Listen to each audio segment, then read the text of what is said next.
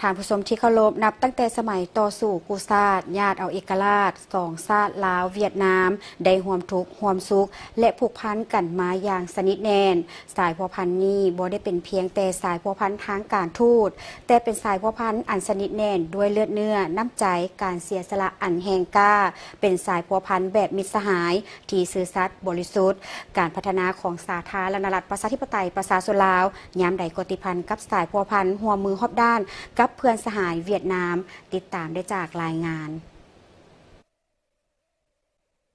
ไซสนะของการต่อสู้ต้านการหุกหานของจักรพรรดิลามึงขึ้นต่อกับ2เหตุการณ์ประวัติศาสตร์คือวันที่30เมษายนปี1975ปลดปล่อยภาคใต้เวียดนามถอนโหมประเทศเวียดนามและวันที่2ธันวาคมปี1975การสถาปนาสาธารณรัฐประชาธิปไตยประชาชนลาวได้ยังยืนถึงความเข้มแข็งและการตัดสินใจของประชาชนสองชาติลาวเวียดนามในการต่อสู้ต้านจักรพรรดิผู้หุกหานตัวเดียวกันเพื่อญาติเอาเอกราชเสรีภาพมาสู่ประชาชนสองชาติลาวเวียดนามไสยสนะดังกล่าวได้เป็นพื้นฐานอันแน่นแกนเพื่อเพิ่มทวีและพัฒนาการพัวพันมิตรภาพความสามัคคีพิเศษลาวเวียดนามลาวในระยะประวัติศาสตร์ใหม่พื้นฐานของสายพัวพันนี้แม่นการต่อสู้อันยาวนานของประชาชนสองชาติที่ได้เคียงบ่าเคียงไหลกันช่วยเหลือซึ่งกันและกันดังคำเว้าที่ว่าเขามิตรฮักพักเส้นแบงบ่เพียงแต่เป็นภาพแห่งความทรงจำในระยะสงครามเท่านั้นเมื่อยังกลายเป็นสัญลักษณ์แห่งสายพัวพันเป็นมรดกทางประวัติศาสตร์หลังจากได้รับไสยสนะสายพัวพันดังกล่าวได้ก้าวเข้าสู่ระยะใหม่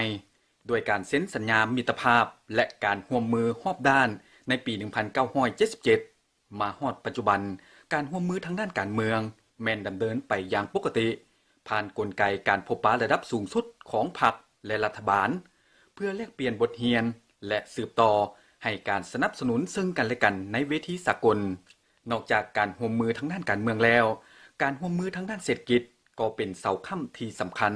ปี2024มูลค่าการค้า2ฝ่ายบรรลุประมาณ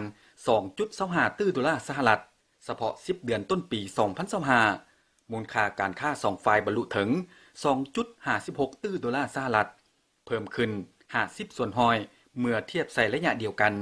แสดงให้เห็นถึงแนวโน้มการฟื้นตัวและการขยายตัวอย่างเข้มแข็งของกระแสเศรษฐกิจระหว่าง2ประเทศถือว่าเป็นสัญญาณที่สำคัญสะท้อนให้เห็นความมุ่งมั่นร่วมกัน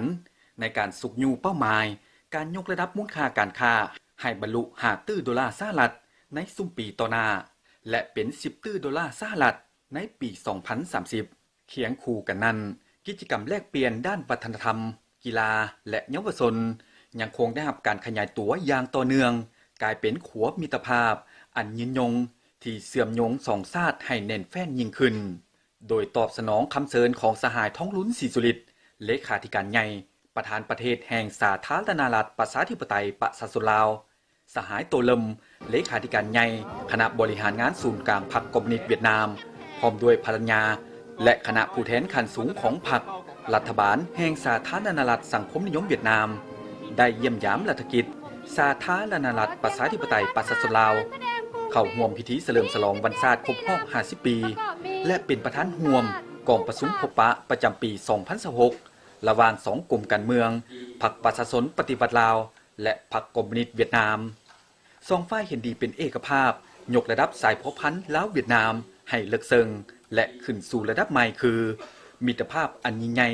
ความสามัคคีพิเศษการร่วมมือรอบด้านและหุ้นส่วนยุทธศาสตร์ซึ่งแสดงให้เห็นถึงการมีวิสัยทัศน์รวมผลประโยชน์ด้านยุทธศาสตร์ร่วมกันและการกำหนดทิศทางก้าวเดินการพัฒนาที่ยืนยงผลสำเร็จของการเยี่ยมยามถือเป็นขีดหมายสำคัญทั้งประวัติศาสตร์แห่งการพัวพันลาวเวียดนามให้มีใบหน้าใหม่สร้างกำลังยู่ดันบุกทะลุให้แก้การร่วมมือพัฒนาที่แท้เหมาะตัวจริงยืนยงยาวนานประกอบส่วนอย่างตั้งหน้าให้แก้สันติภาพเสถียรภาพและการพัฒนาอยู่ภาคพื้นก็คือในโลก